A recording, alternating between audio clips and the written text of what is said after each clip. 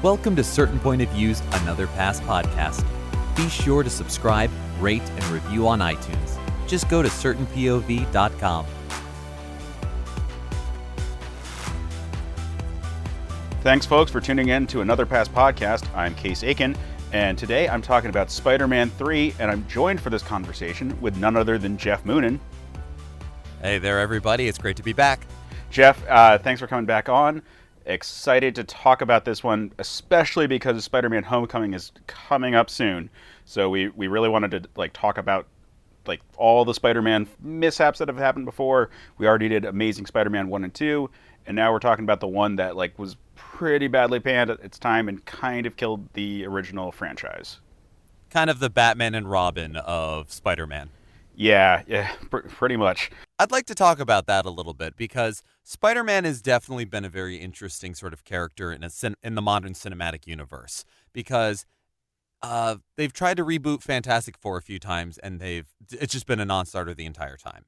X-Men, they've had to kind of keep re-upping the license, but have more or less kept their own internal thing going on. Spider-Man has gone through several, is somewhere in between. And the Raimi franchise, I suppose, was the first big success, which meant they kind of had to keep some things, and it's all been a lot of plug-ups and wood glue and halfways. So and I guess I'm thinking about this in terms of, because I think X-Men came out in 2000, correct? Or right around there? Thereabouts, yeah. I would say that's kind of like I know stuff came out before it, I know Blade was before it, but 2000, X-Men, that was kind of the beginning of sort of this era that I'm thinking about. Stuff that came before is definitely all very important, but sort of the modern landscape of comic book adaptation superhero films has been in the 2000s. And so I guess 2002 when the first Spider-Man... This is the generation that leads up to Iron Man 1 coming out and kind of shifting the paradigm again. Exactly. Although in that case, really ramping it up. And we thought that this era that we're talking about was already ramped up. Yeah, all the leaps, missteps, move forwards, move back. Some were bigger than we thought, some were smaller than we thought, and they all got us to where we are now. And so none of them should be discounted. And I think that's why it's a great idea for us to discuss this movie because, it came out, 2007, I want to say? And yeah, it's been 10 years. And people had very strong feelings about Spider-Man 3 coming off of, Spider-Man 2, which was at that point the most successful, the most critically acclaimed, the most beloved, in a way, comic book franchise, comic book adaptation. Absolutely. To that moment. Yeah. I mean, regardless of opinions in retrospect about that movie, and it's generally positive, there are one or two people who are not fans of it, and I get mad at them because they're stupid. But it was certainly the most financially successful. It broke the record for opening weekend that the previous Spider-Man had set just 2 years earlier. True. There was a lot of hype going into this movie. It felt like it's all right, cool, we're getting the next one. They can't not bat it out of the park. Mm-hmm. There was a lot of... When I saw it, I was like, oh yeah, everyone's going to love this movie. Because I actually really like this Spider-Man movie. I know why people don't like it. I can see all that, but there's a couple scenes in here that are good enough that they make me favorable to the movie regardless of obvious flaws. And I'm always surprised at how much people don't like it and can't even remember the moments that I'm like, no, don't you see? This was so good. No, there was some wonderful... for all of its... I got to be fair here. For all of its hokiness, for all of its slapstick, there was some great character subtlety. And all this is very fresh in my mind and very new because I feel I should point out before we go any further. I watched Spider-Man 3 for the very first time this week to record this episode. And I appreciate that. I do this for you. All right, so let's talk about what we liked, then what we didn't, and then what our pitches are for this one. Because I have a couple ideas, but I'm also in danger of running into other ideas I've had for Spider-Man movies before, because we did Amazing 1 and 2. All right. And I think it has some shared problems, particularly with 2. I feel like Amazing Spider-Man 1 was actively trying to be different than this movie, and then Amazing Spider-Man 2 kind of went back in this direction. All right. And I would say went worse. So let's talk about good things. My favorite moment in this movie, and one of my favorite in all the Spider-Man franchise, is the creation of Sandman. All right. I thought it was great, and I have a hard time saying like, well, they shouldn't do Sandman because they had such a great scene when he like starts to come alive as this like sand elemental, and it like is struggling to understand where he is, and he sees the locket and he tries to pick it up and he can't, and it like falls through his sandy hand. And it's like the focus to like on that locket and that like connection with his daughter is the thing that's like driving him forward. And it's like he could have died in this moment, but will itself is why he continued to live. Like it's not even like the superpower stuff. Like this is the kind of thing that like myths are born on. It's like a man was like Odysseus was separated from his daughter and he was sent to hell, but he fought his way back. And in the very dirt where his body had decayed, he like formed the will to drive forward so that he could go back to his wife and, you know, like live the lordship that he was denied by Troy. Absolutely. Like it's like that. Like he just like the hand forges around it, and from that, like his body grows out. Like it's such a great moment there. And like when I saw that, I was like, this movie is a great movie. Like that was the moment where I was like, I don't think you're going to make me disagree with like problems, but I do think that I'm going to stand by this movie's a great movie. This film is not irredeemable. Just look at this moment. Those several minutes, I agree. When I first saw them happen, it almost in my brain went to, you could cut this little part out and it would almost look like an art film, like a stop motion art film.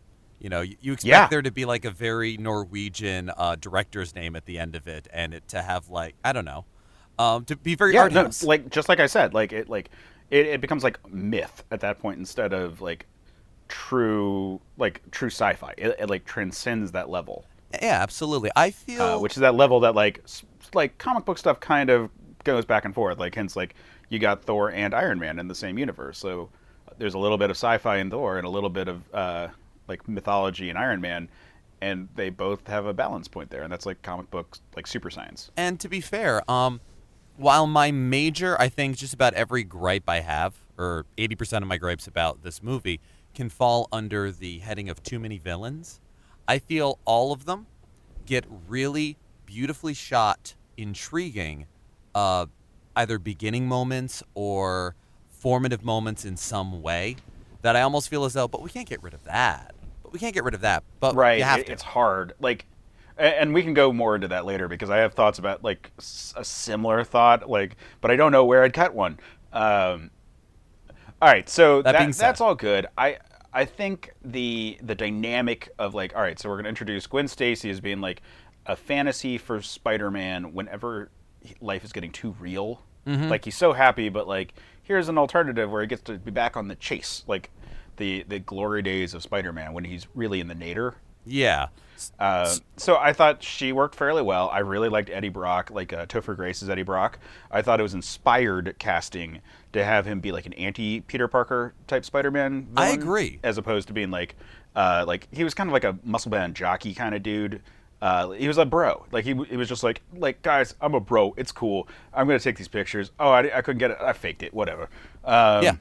Like that's Eddie Brock, and this is a much more interesting character, at least at first introduction. Like you could develop the character more, but in a movie with 3 villains, you're not going to get that time. Agreed. And I went into watching this with that, like everybody had said terrible things about Venom, about Topher Grace, about Eddie Brock. I really enjoyed his performance. I really enjoyed Eddie Brock, and I agree. He's, and in a very interesting way, because they don't make him jockey, but they make him the other kind of entitled nerd. Because in a way, Peter is the entitled nerd. And he's just, and Eddie is more of the assertive, aggressive, entitled nerd. And if he doesn't get what he wants, he'll just outsmart people by making this happen. And come on, cut me a break. No, but you're right. There's can much to be said for simplifying aspects, and that was one of the pitfalls, I think, of the Raimi trilogy, because it was before we'd all kind of come to the like general consensus of, you don't have to necessarily go with the character that's most popular. It's okay to do away with certain elements so long as you tell a good story. Right. I mean, this was the most true to the comics movie adaptation at that point. Yes. And it still holds actually being very true in a way that like even some of the Marvel movies don't really do it. Like they're true to the spirit, but they have like a lot of details kind of shifted. Agreed.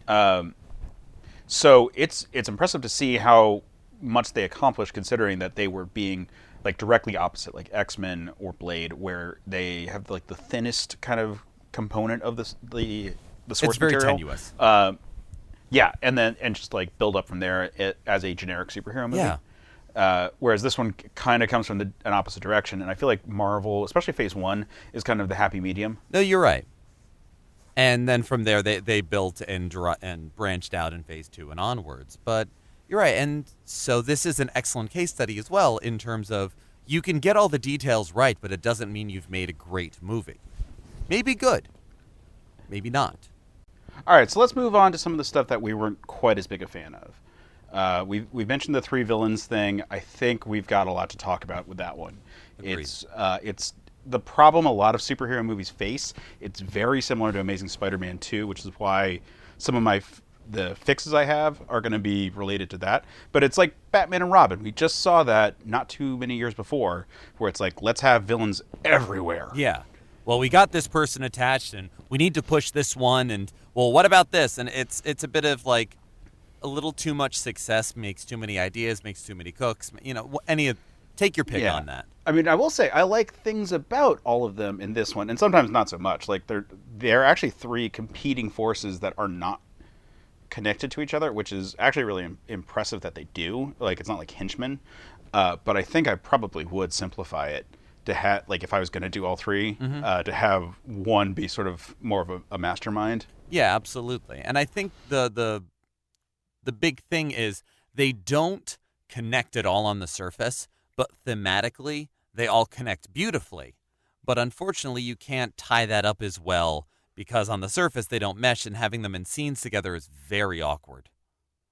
Like even during the team up, it was awkward. There wasn't actually any team up. It was just kind of a double booking at the showdown. I have this like love-hate relationship. Like every time when I first watch it, I don't care for this detail, but then on later viewings, I actually really enjoy it.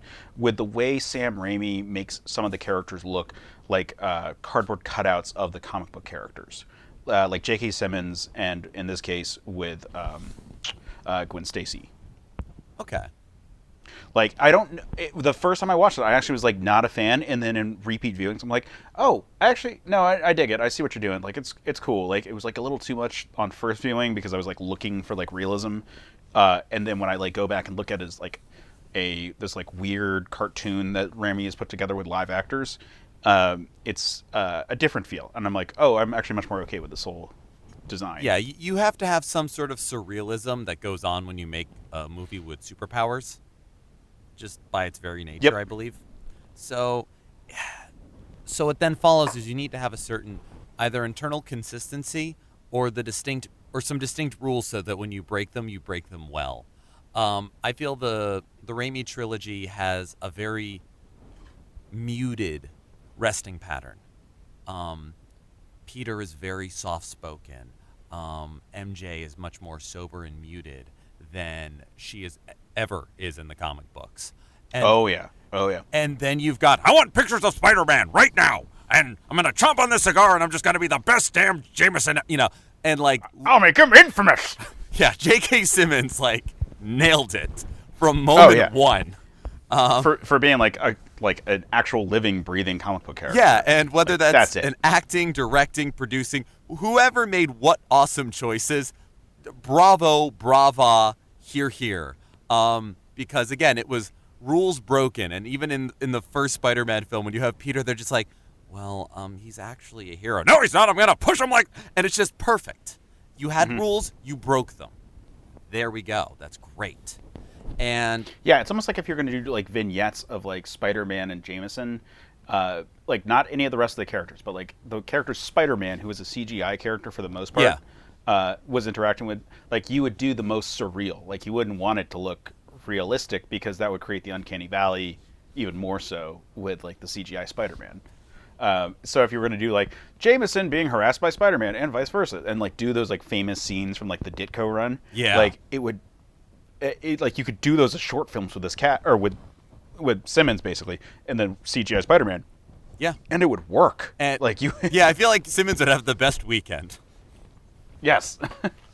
and if you wouldn't, I don't want to know. I just like how this feels in my head. No, and you're right. There's And so when you have such good, clear step away choices like that, it's when they get muddled that it gets more frustrating. And I suppose Yeah, Gwen Stacy is a distinct choice as well, but one that I suppose doesn't read as much. I think Gwen Stacy kind of comes across, certainly to me, as an idea of trying to commit to comic book detail for the sake of comic book detail. I mean, they'd already wrapped several pieces of the Gwen Stacy mythos into Kirsten Dunst's Mary Jane. yeah, I have thoughts about Mary Jane, but that's more of the franchise as a whole. Agreed. And it's that kind of thing of they'd already all right, I'm going to get real graphic here. They've basically like pulled all the organs and pieces and bones out of Gwen Stacy's corpse here, out of the form and body to build the modern Prometheus of Mary Jane Watson in these movies. And then they throw the shell up there to fulfill the remaining details. And maybe I just already, from the word go, am uncomfortable with them doing this in the third movie. I know they had plans for a fourth, the fifth, the sixth, but it was already Right. like, we're well into this. You're doing this now. You could have done. You could Yeah. have done this with Betty at the Bugle or anybody else or any amount. Oh my God, yeah, that's actually a note I have. Yeah. Not just because yeah, I mean, like, absolutely, like, the relationship that he had with MJ was really more the Gwen Stacy relationship, in a like just as a whole. Like, yeah, sure, Mary Jane was technically the girl next door to Peter Parker, but like Gwen Stacy was the girl next door type, and they, for the most part, have MJ as being that girl next door type. She just happens to be an actress. I never really like the thing is Kirsten Dunst. Like she's a very pretty girl, and is like all her life actress, but she doesn't look like a supermodel to me. She's a beautiful girl next door type. She doesn't seem the sort that's like the impossible supermodel. Nor did they do her up like that. And they make a certain attempt to draw the intriguing parallels between MJ and Peter in the third movie. In the, being in the public eye, dealing with your own insecurities, dealing with your critics.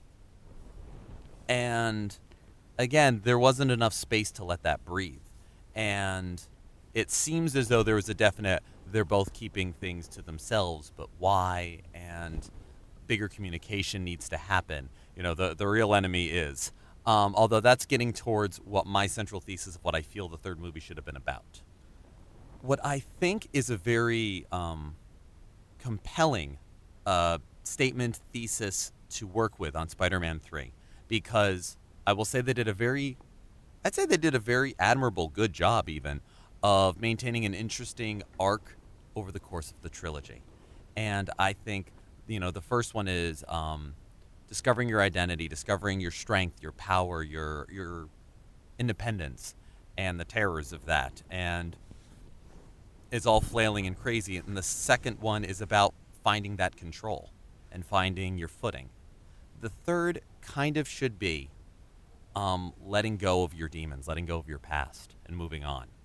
Because both MJ and Peter are established as having childhood demons one way or another, whether it's Peter being bullied or MJ being terrorized by her father, and having specters of them never being the person that they already are.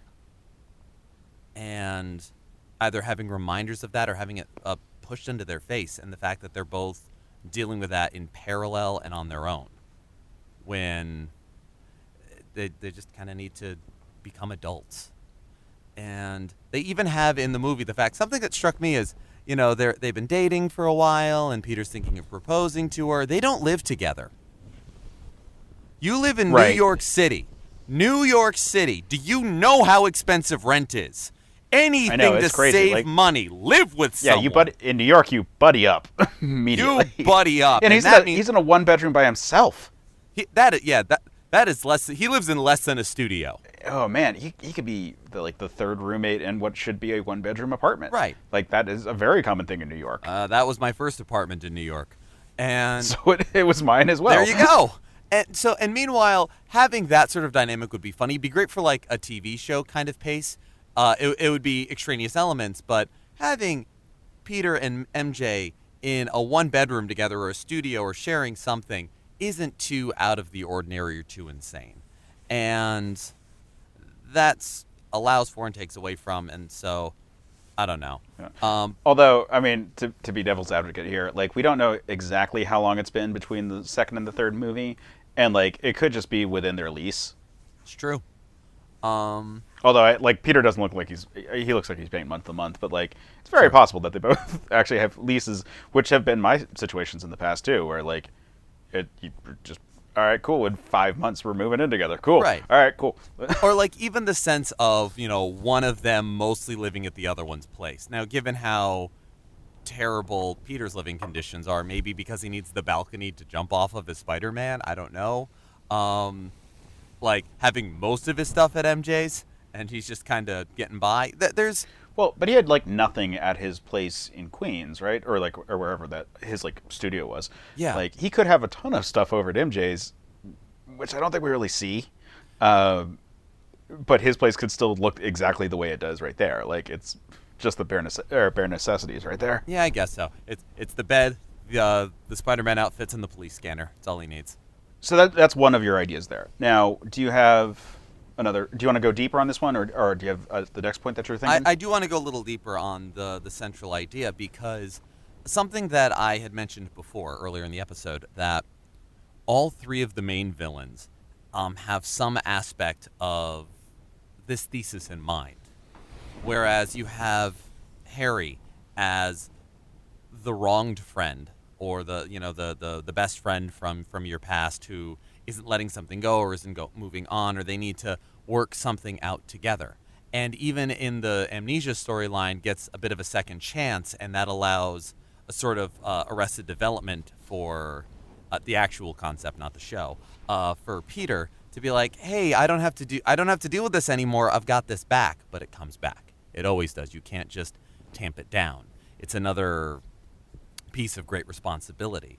Flint Marko is a real element of, moving on and letting go of his anger, letting go of, it's Batman as an adult getting to let go of the death of his parents, which Batman is not allowed to do, but Peter might be. And he does do that. And that sense of making the hard choice, and do you get revenge or do you rise above it?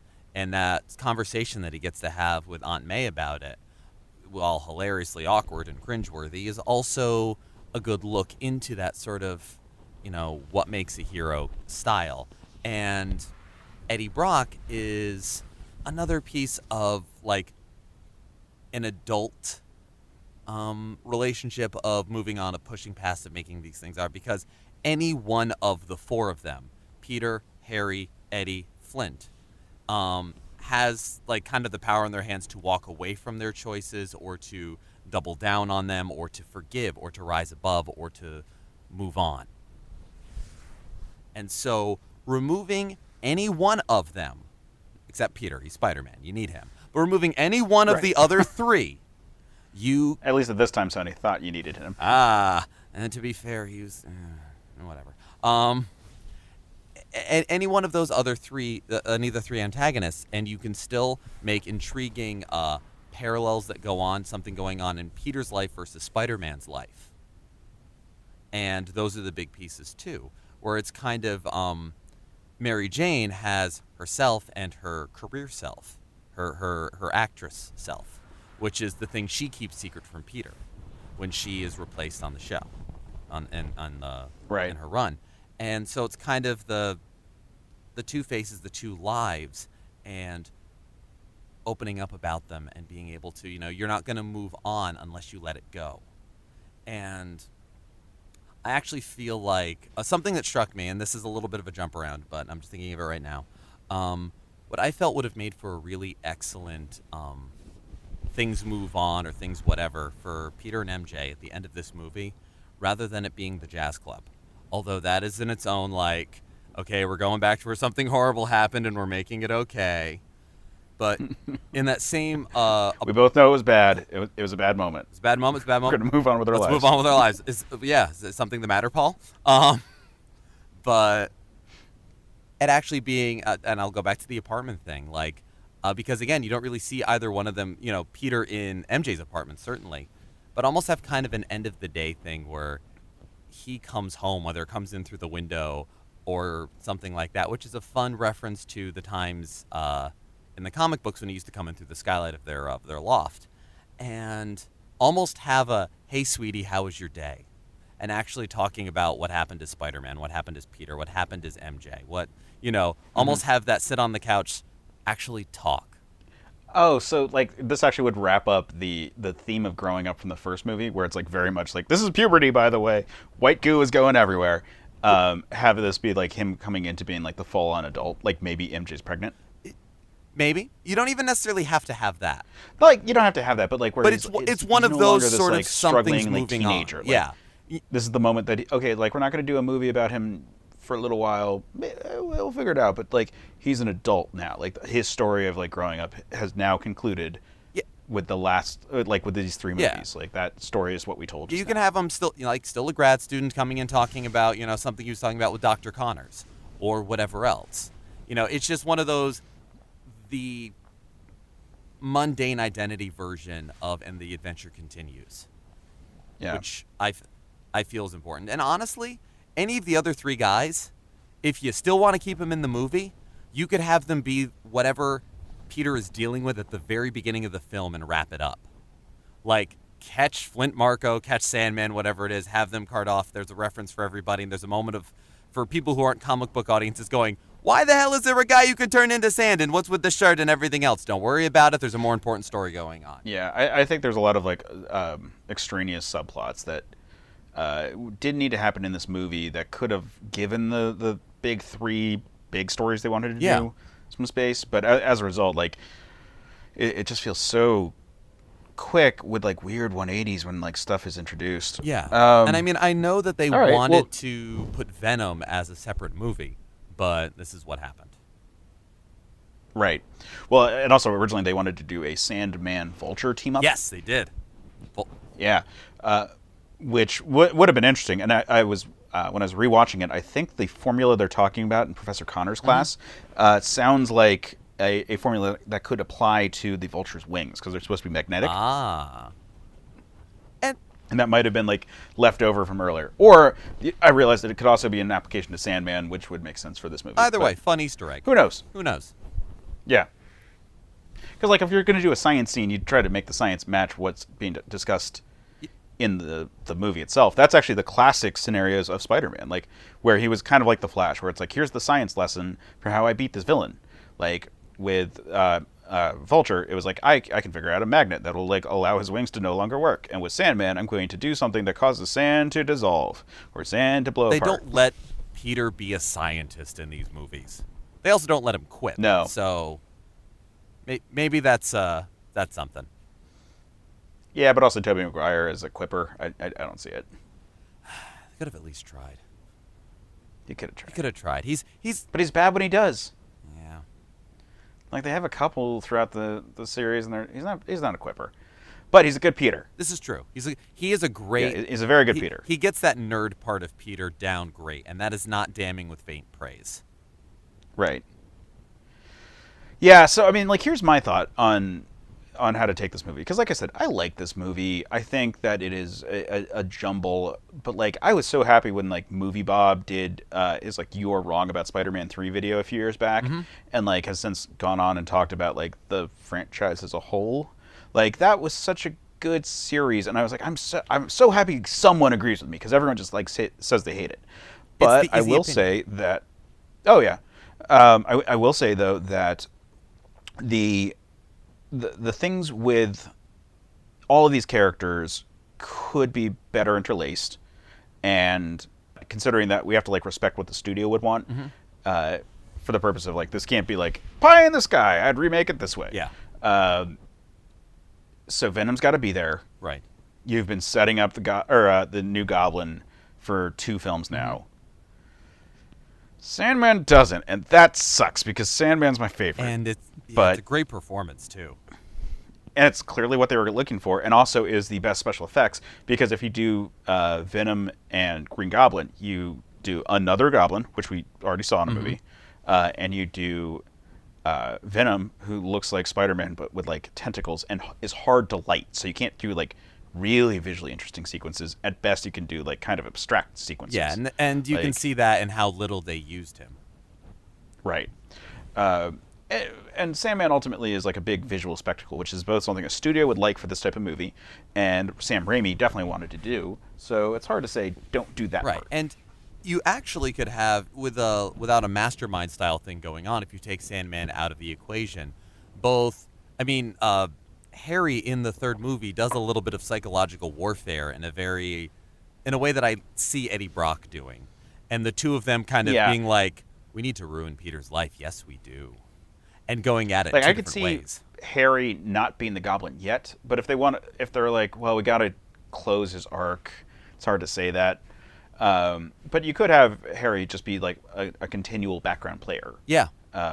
Now, just like directly messing with him, Or maybe like bankrolling Eddie's and maybe efforts or selling something. arms to maybe not full on like villains everywhere, but like high tech gangs. Like if he was selling Goblin technology to just like random gangs, like bank robbery, but with super guns and like Goblin bombs. Yeah. And like he almost becomes like a Lex Luthor type. Yeah. That actually would be It, interesting. it would make but more then, sense again, than like the petulant kid on a glider. right. I mean, if Franco is definitely down for more movies, that's a great place to do it. If he's not, then you kind of have to do the Goblin scene finally. Like you have to be like, well, we've been building it up for years. Let's get to it. Right. In which case, you could be more. I'm thinking Hobgoblin 1, aka Ned Leeds, aka Roderick Kingsley, is a fuck off. Yeah. Like the Hobgoblin like Mark 1 was a manipulator and was great. Yeah, no, he was a great villain. Just bar none. And I would say like if Harry became that character, and even if he wasn't actually actively like creating the other two, which I actually don't want him to do, but maybe it was like maybe created the symbiote or maybe unleashed the symbiote. Like his researchers discovered this life form and he's like trying to figure out what it does, and like he thinks he can weaponize it and uses it on Peter, and it turns into the black Yeah, suit. that'd actually be really interesting. Like it's still an alien, but it's also kind of a science thing, which makes it like Ultimate Venom, which was coming out about this time. That's true. So you get that sort of like synergy there. Yeah. And it still works because it's just like, oh, I thought this would kill him and like devour him, but actually it's empowered him, but it's empowered him with rage. And Peter, you're better than this. Like, how could I not see how good a person you actually Yeah. are? And then you can still have a moment where he like sacrifices himself To stop the thing in the he's inverse unleashed of his on father. him. Right. No, it's it's nicely cyclical, and it's a better bringing in and less contrived than a meteor coming in. The plot line the director never asked for. Literally comes in out of space and attaches itself to his moped. It just happens. Yeah, it's rough. It's a little. I mean, or they could have used John Jameson. They could have had him come back at the beginning, having like done an expedition and found this thing, and it was spirited away by the people who funded the space flight, which is Osborne Industries. Or it somehow ends up at the Daily Bugle because Jameson wants to do something with it or see something about it, or Peter's taking pictures of it, and almost in a parallel to taking pictures of the spider and getting bitten by it, taking pictures of the symbiote and getting attached. Actually, I'm really liking this idea of like, what if it was an Osborne-funded flight into space with John Jameson, and that's why the Bugle is there at the event. Like they basically get a scoop because the publisher's son was the astronaut. If you want to keep the alien and so origins, they're at this like public event, and Harry knows Peter is Spider-Man at this point and hates Peter, not just Spider-Man. So what was established in the movie before. So it's also an opportunity for Harry, now that he is aware of it, to try to just get it on Spider-Man without like facing him in public or anything like that. Like to have Peter Parker be infected, almost like the inverse of the spider experiment. Yeah, true. Where he's like taking photos and like something gets him, and in this case it bonds with him and is going to kill him, and it was an attempt to kill him instead of an accident that gave him superpowers. Yeah, it's a good parallel that doesn't have to come off as very heavy-handed.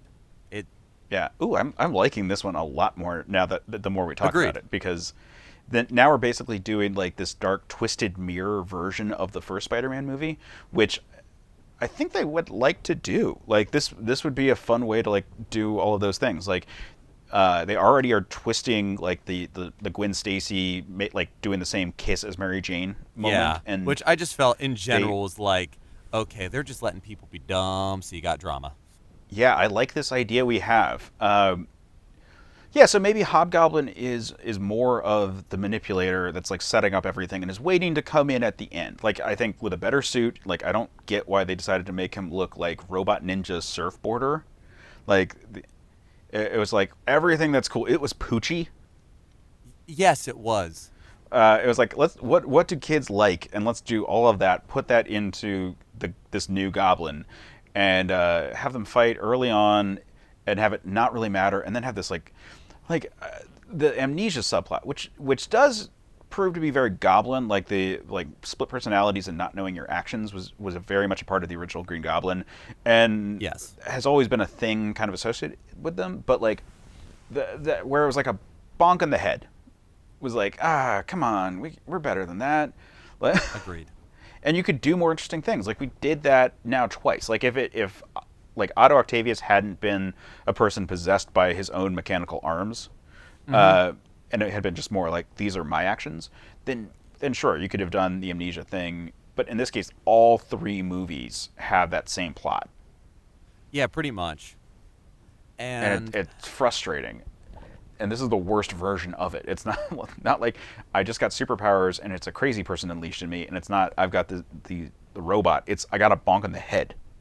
yeah, but not. Yeah. Yeah. And also in that idea of like the dark parallels of Spider-Man 1 and Spider-Man 3, I know they started to have Willem Dafoe as a voice in Harry's head, and they filmed far more than they did, and they had the weird confusing thing with was the butler a thing in Harry's head or not, or was meant to be, but having almost not Harry's dark personality, but his dark twisted version of his father yelling at him is its own fun thing.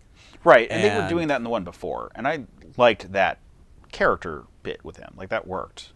yeah, it's good fun. Um, it's good comic book movie. It's that, like we were saying before, you find those rules so you can break them beautifully. Yeah.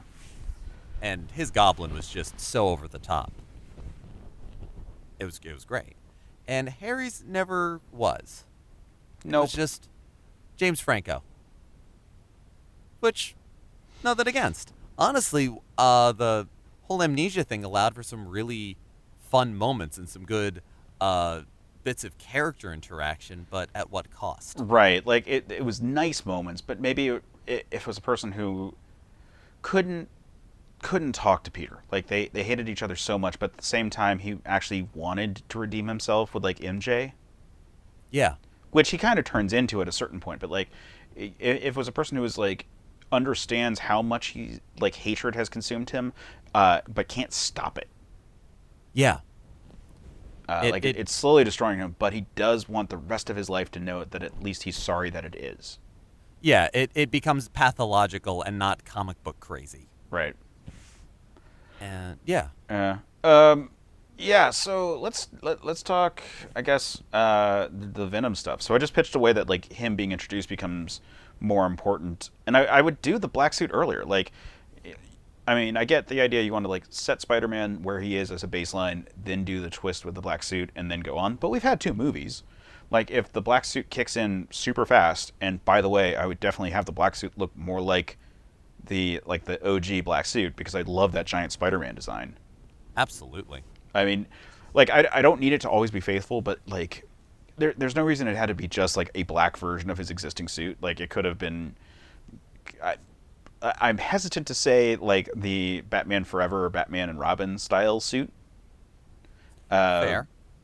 but the Batman and Robin suit kind of could work as long as you don't do the bat nipples. Like you're doing a pretty good like shaped plastic look, which would be very interesting for the symbiote because it would look different than the base costume, just to be like a truly alien thing going on with him. Yeah, so it doesn't even look like fabric anymore. Right. Like it's merged with his flesh, and it's just like the spider being pronounced upon his form. Yeah, pretty much. It's an adaptation upon the mind of Peter. Yeah. Form So of. like Yeah, like that would have been interesting, and have that around for the movie as a whole, uh, because you would still have him eventually give it up and like return to his classic suit. So that would be kind of like in Winter Soldier, Cap rocking like the old, like, or rather the like the spy suit look for the first half of the movie, but then once he's like redeemed himself and he's like ready to like take on the like the sins, or rather like the enemies by collusion, I should say. Um, Yeah. like have Spider-Man in the same way put on his classic suit at that point, and that's when we know that he's back to being a hero. Yeah, and it just as much, I feel they were a bit heavy handed at the beginning of like, everybody loves Spider Man. And I mean, you could have that, you could have it muted, whatever. And if you introduce the black suit earlier, it gives a really nice, obvious thing for JJ to point at to like think Spider Man's up to something. Right. Or like find out what's up with this or what's going on. But he's still doing these heroic acts, it seems. And yet. But maybe So a few more arms get broken, and like maybe it's a little bit more violent. Like maybe it's just enough to start making people wondering. Yeah. Yeah. And this helps I if agree. it's a world where there's a lot of like maybe not full on supervillains, but like more powerful crime. And this also ties in nicely to that idea of growing up past your previous trauma. Because, you think you've put on a good, brave face, and Peter is somebody who swallows his anger. He's very quiet. He's very reserved. Even in the comics, he's, as much as he quips, that's his way of, venting it out. And when he's truly angry, it's a terrifying thing. Right. And this being a situation where it's like, okay, I think I've grown up. I think I've matured. But man, do I get mad really quick. What's up with that? Either continuing a poor cycle, that being something that scares MJ. Yeah. Like, that's what reminds her of her own childhood. And there's far more connection and pivot points here. Yeah. Did you ever read the run in the 90s from when Chameleon created replicants of his parents to the introduction of like the Clone Saga? Bits and pieces. It's been a while. So there was like this theme that like Spider-Man was like so broken. Basically, they were trying to turn him into Batman. Yeah. And he just referred to himself as the spider in his head, and he was like out at like night after night getting like more and more beaten. Like he would like never stop being Spider-Man, and like MJ would barely see him, and he was like just barely turning in work, and he was like this just depressive funk where he was like just being Spider-Man. And he fought like Typhoid Mary, and there was like Scorpion, like all these like encounters with aggressive villains who like hurt him in ways. Like he was like cut up, his suit was like totally torn. And it was like patched together with webs. His first act, Nightfall, yeah. Yeah, basically, and it was kind of also like later when they did it with Wolverine, where he like went monstrous, and he was like wearing the bandana and like all that. Like, so it was that era for Spider-Man, and like one of the themes was that Mary Jane was getting really upset and like starting to worry about him in that state. That would be the perfect mindset for what you're saying. Like, where if Spider-Man started to be that way, and like, sure, let's have the black suit be the trigger. But if Spider-Man started to be that way, that would trigger Mary Jane having like memories of her father, and her to become more closed off, and right. Peter feeling like either being angry at her reaction as well as worrying that he's hurting her, and him becoming more closed off. Yeah, like she basically like their relationship is basically through at least the status quo form of it. Before he gets into like emo like black suit mode in what we got. Right. And he's really only like salting the wound. He's not actually like, ending the relationship. It's already basically over at that point. So he fucked up before he even got to there. But in this scenario, we allow for it to be this terrible influence over him. And you can use it as like a drug metaphor, or like a drinking metaphor, for example. And that could be the thing to tie it to MJ's father. True. Yeah, I like this. Sandman. Yeah. Sandman should be more of a force of nature than what he is in this movie. Like, I love his creation. I love all the things that are going on. But I almost feel like Sandman should be just a thing that's moving through that Spider-Man is trying to mitigate, but he just can't stop. It's just a wave. And so that when he shows up at the end, he should have been like a thing where it's just like Spider-Man was trying, but he just can't succeed because he's not. Sandman's just like, no, you don't understand. I need this money. Like it's for my daughter. I need this money. You're not going to stop me. And just like Spider-Man can't Yeah. do anything about it. Like we don't need to tie it up with the plot line of him being like the true murderer of Ben Parker. Right. And if you go with that sort of approach, if Spider-Man finally like is confronted with him, like maybe he finally did something that like actually angered Sandman. Like Sandman should be like almost emotionless about it. It's just like, no, because like I love the Flint Marko of the comics where he's actually like he even actually becomes eventually like a hero for a period of time before stupid stories by John Byrne like reset Right. his brain. And I like that idea where it's like it was always about him like getting to the goal that he had, and it wasn't like trying to be evil. He was just like, I need the money for this thing, and like I'm not very smart. He was more of a Flash rogue. Yeah, He was a crook with superpowers, not a megalomaniac. yeah. Like he was an Avenger at one point. Oh yeah, he can do some real damage. He's a serious threat. Yeah. And Like, if you wanted to make him even a dispassionate antagonist throughout, but just like one of those, one that got away consistently throughout, like, Peter, you need to let it go. Like I'm almost mad we don't have a superhero actively who's like that. Like not like part of a team and not a reformed villain, but like It is I, defender of the Jersey Shore. yes. Flint Marko, defender of Jersey. Hey, you know, in the summer, you get down to Asbury Park, you go to Seaside, some crazy stuff goes down. You need a defender like that. And you're right, it is very unfortunate that at the end of it, you look and you go, in a pre-production sense, Sandman feels superfluous. When you look at the finished product, what they made of him was pretty damn good. It almost feels like a shame Yeah. to take it out, but stuff gets cut. Well, this is why I'm saying it. Like, have him be a force of nature, so that Peter's arc isn't about him. He's just a thing that's out there. Like, Right. occasionally robbing a bank, and Peter's like, "I gotta stop you, but I can't." And he never gets a break to figure it out. Yeah. Until finally, like, he does something that angers Sandman, and so Sandman shows up with his at the same confrontation that now Venom and Hobgoblin is Are a part at. of. But like Yeah. the Venom thing was an actual effort by Hobgoblin, and like Harry's just Hobgoblin, and Hobgoblin he could have like actually forgiven Peter, like that could have actually happened at that point still. So like we're just talking about even just like refining it so that Harry set all these things in motion and he realizes the consequences are going to kill his friend. Yeah, and at that confrontation even turns. And so now it's them versus Venom, and then all of a sudden Sandman shows up. Right. It's like, and then there's this asshole. Yeah, and or it could be Harry in that scenario. It's like, Osborn, look Yeah. at, like, you gave me that money so I could be with my daughter, but they took her away still, or whatever. Whatever thing. Yeah. You know, he doesn't necessarily have to get his powers from Oscorp, but it could be something that Harry did that cheesed them off one too many times or just went Yeah, went I'm too not saying far. have him be like an experiment that like Osborn created, especially not if Osborn's also doing Venom. But if Right. he's one that plays him, like less so than like Electro in Amazing Spider-Man 2, but like where he's like, I have the money for you to go do this thing. Like I can set up a situation where Spider-Man's going to be there. Yeah. And that's when like Venom comes into play. So it's like, or like maybe like Sandman like shows up, like fights Spider-Man, like wins, gets some money, but he finds out that his like ex-wife has like taken the daughter away completely, so he will never be united with her, like that kind of thing. Right. Exactly. And that's when he's like cheesed. He goes back, finds out that Spider-Man's still alive. That Hobgoblin's like now been like, whoops, I overdid it. I'm teaming up now, and Venom is actually trying to kill Spider-Man. Yeah.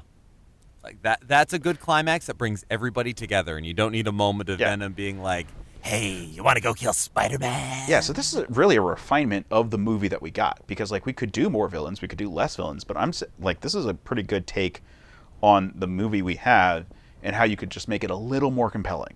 Yeah. I'm actually kind of impressed at how like close it is, because I was worried that we'd start talking about it being like, well, the only way we can make it is if we cut Sandman. But I think we have a way of having Sandman be compelling. We just don't focus on him as much. He's not like the pathos of Peter. He's the shit happens of Peter. Yeah. And like meanwhile, it's like Hobgoblin and Venom that are the pathos. Let's talk a little bit about Eddie, I guess. Yeah. So I like the Topher Grace as like an evil Peter Parker kind of thing. Yeah. but like that kind of a character, like where it's just like same like young man, kind of like kind of scrawny, entitled geek, as you said. Um, I thought that was all fine. I think the Gwen Stacy stuff I would have cut completely, so I would have probably had him be more aggressive in his career. If you're going to do a love Yes. interest, I agree. Betty Brant is the way to go. Like, I love Elizabeth Banks. She's been in 2 movies. It could be like one of those moments where like they set her up as like an older woman.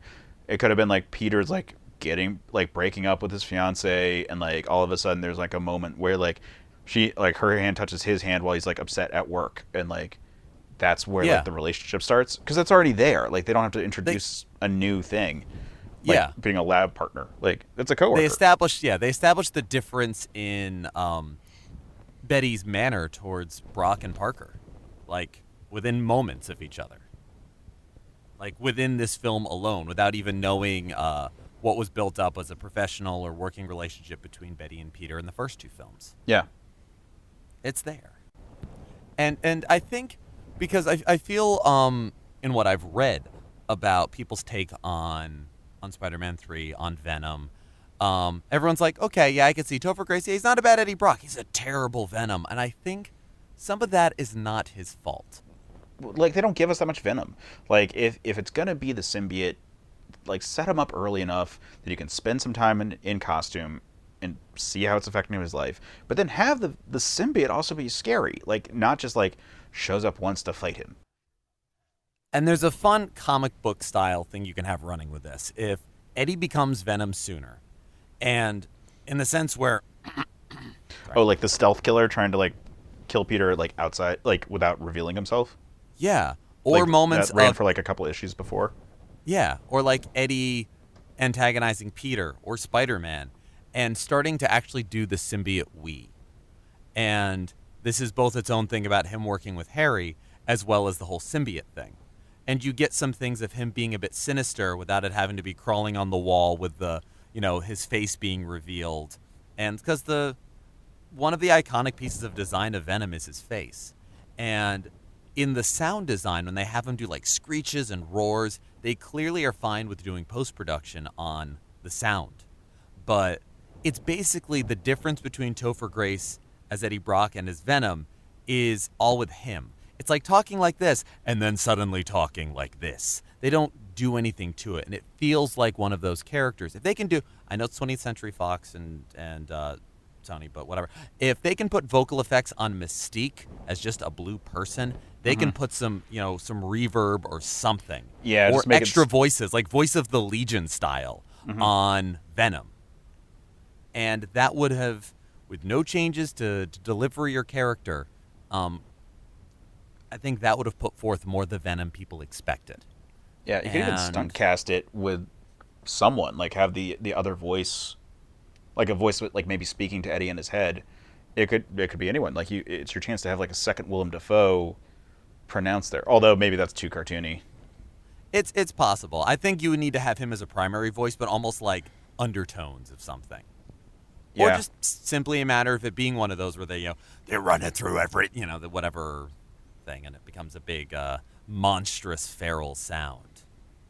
They didn't really do much with Peter talking wearing the suit. no, So there's really no development there. Maybe if there was if we're going the route that we're talking, and they don't do a full-on voice-over voice, but have him sound bigger, have him sound more vicious, have him just, in his own delivery, and they just they punch it a little bigger. And then when Eddie gets it, it becomes even more.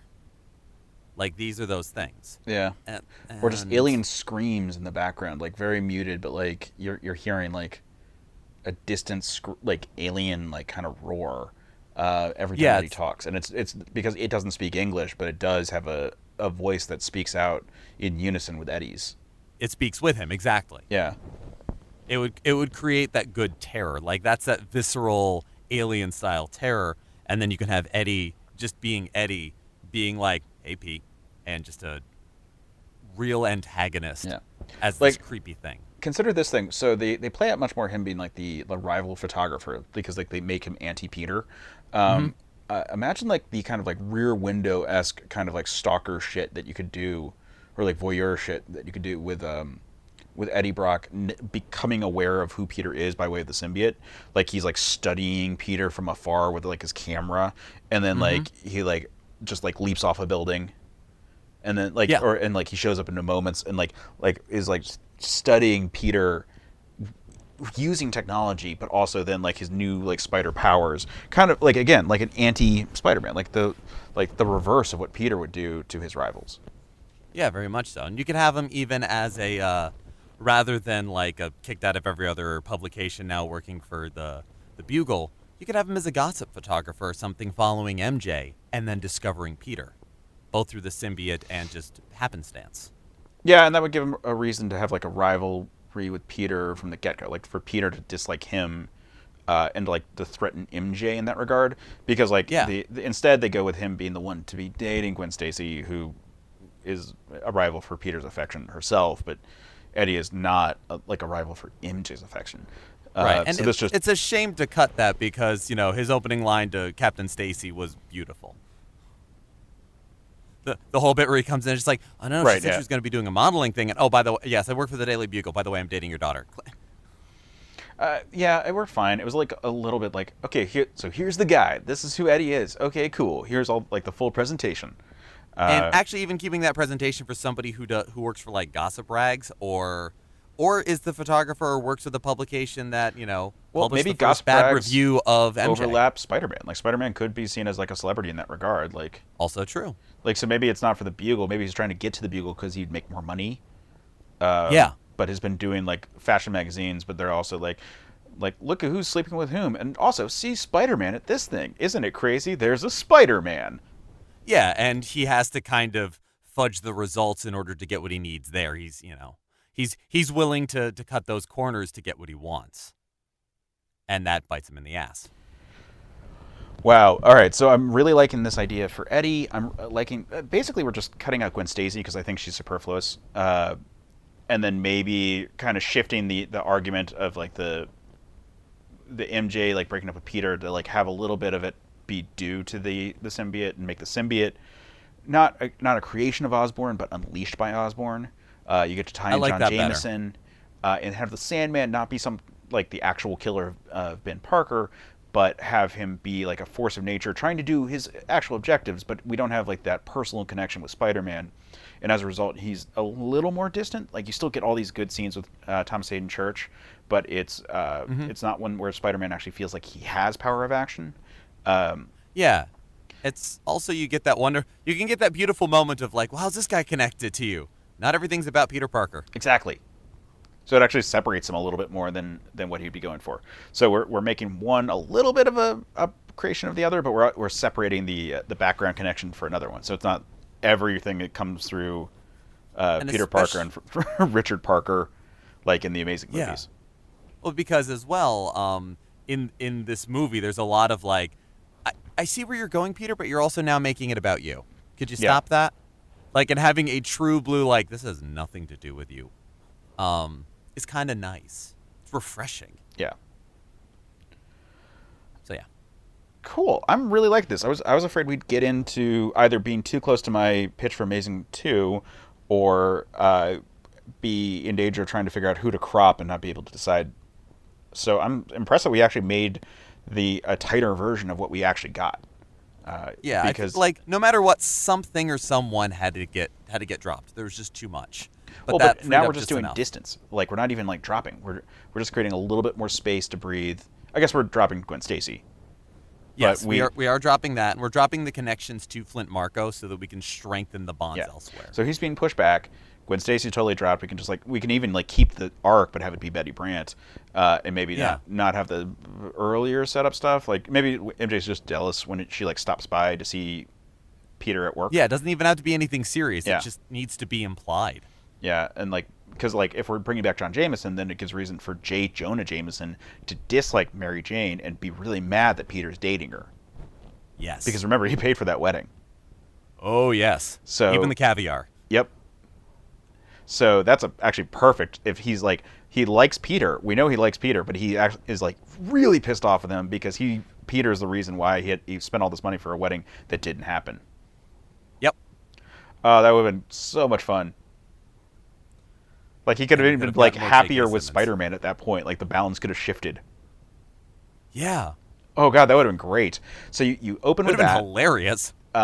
You have Osborn related like plans that lead to him having an opportunity to infect Peter with the Venom symbiote. Hmm. And like he could be special request from Harry. He doesn't want to do it, but Jameson's so mad at him, so he feels like he has to. Otherwise, he loses his job.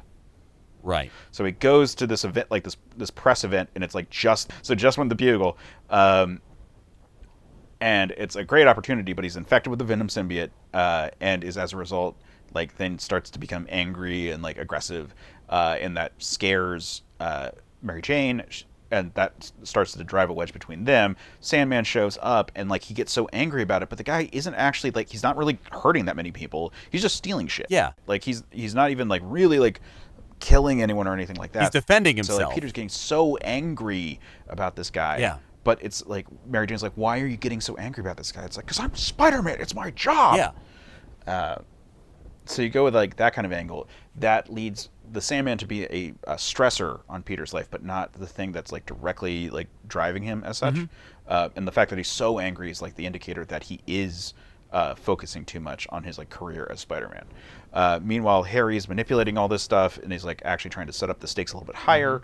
And he is maybe forcing himself into public situations with Peter, but can't talk to him. But is like happy to see Mary Jane, and it creates this like weird scenario where like MJ knows that she shouldn't trust Harry that much, but like Peter can't talk about his relationship with Harry to her. It's like one of those like weird things. Like she knows he's Spider-Man, so she probably knows who the Green Goblin was, but Peter can't say anything bad about Harry because of their history and his own guilt. So like she doesn't realize how connected he is. And it might be okay, but he doesn't feel it will be, so he doesn't. Right. So he doesn't he doesn't reveal how connected Harry is to everything and like all the problems in his life.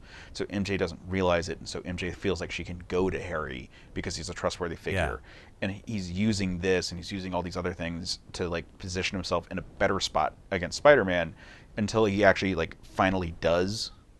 Like when he like Venom comes to him, he's like Venom is great. This is great. I have an anti-Spider-Man to kill actual Spider-Man with. I'm going to use him. And then when Venom's like in position to do so, that's when he realizes it's his friend and that his father's death isn't really on Peter. It was on his father, and that he's letting the same thing consume him just the way like the symbiote is consuming everything around him. Yeah. And that's when the Sandman shows up. And then it's a throwdown. Yeah. And then you get Harry to die, but it's a Harry who wasn't absolved by being amnesiac, like who was absolved by actually like going through an emotional journey and coming out of it a better man as a result. No one gets off easy on this. Because it's all I mean, yes, you've got the symbiote affecting emotions and whatnot, but those were all things that were still there. Yep. There's no convenient amnesia. There's no reset button. There's no anything. No one gets off easy. You have to go through it. And we give James Franco a valiant death sequence. Here. And Let him die in a nice suit. Yeah. I think we have something right there. I agree. And again, it makes a nice, it's that whole like trilogy feel of like the first one establishes, the second shakes it up, and the third's that kind of like. It feels actually a little bit like a Dark Knight trilogy where Dark Knight Rises has a lot more to do with Batman Begins. Yeah, well, that's third movie syndrome. It is third movie syndrome, I know, and that's the first one I think of, but yeah, it'd be a good use of it. Yeah, like third movie syndrome has that whole thing. It's the reason why, like, Return of the Jedi has a Death Star just like the first Star Wars, or why Alien 3 is like them alone with that, like undergunned against a single alien, just like Alien 1. It's why Last Crusade is Nazis. Exactly. With like a holy artifact like that. Yeah. Yeah. I mean, it's why, like, I don't know, Highlander 3, The Final Dimension, has a very similar structure, unlike other movies in the franchise. Truth. Yep. Just like Highlander 3. Just like it. I'm feeling good about this. Like, it would be the dark mirror of the first movie, because we're talking about having like a similar scene to like him becoming Spider-Man in the first place. We get to have some pathos there, but we get to end with your ending of like they've mended their relationship. He's no longer growing up; he's grown up, and he like comes home to his like to his woman, regardless to his girlfriend. Yeah, So, like yeah, if it's to girlfriend or MJ. wife or whatever, but like it's him and they're like an adult couple, and they like understand that like neither of them are perfect, but they're trying their best, and that they love each other truly, and that is the thing that's bringing them together. It's not just like I happen to be attracted to you or you happen to save my life. Like it's a true working relationship where they like have to be a team together on all of this. Yes. And also, one last thing I want to point out or bring up, that final confrontation could be something that Harry calls for Peter. It's like, hey, I want to make amends. I want to finally bury the hatchet, and it becomes a big thing. Because then you don't have to put MJ in danger. She doesn't have to be a damsel in distress again, which was actually a stipulation of Kirsten Dunst's in the production. She didn't want that, and it was a last minute, nothing could work that they put her in that taxi. So Yeah. it's doing well by productions, and Yeah, I know we're wrapping up, but I would feel amiss not to say that. She should be the one to like come in and actually like have a solution. True. Yeah, I think we've got a good format here. I mean, hopefully we're not going to see the movies quite like this again, or like the Amazing movies again. Like hopefully Homecoming, which is coming out next week, is going to be just like a great movie, and you know, like much more in line with like modern like Marvel styles. But I mean, Tom Holland in Civil War was already more Spider-Man than I've seen anywhere else, so yeah, I'm excited. All right, man. I can't thank you enough for being here again today. I know this was kind of last minute, and it broke a pride point that you had for a while. It's fine. I guess now I'll finally have to watch the Amazing movies. Yeah. Never watched those either. Then I listen to the podcast that we did earlier. We have some good stuff because there's some trouble with them. Yeah. But yeah, thank you so much for being here, folks. Thanks for tuning in. I hope everyone enjoys Spider-Man Homecoming. I hope we enjoy Spider-Man Homecoming. Next week we're going to be talking about Highlander 2: The Quickening. And until then, stay scruffy, my nerf herders. Thanks for listening to Certain Point of View's Another Pass podcast. Don't miss an episode. Just subscribe and review the show on iTunes. Just go to certainpov.com.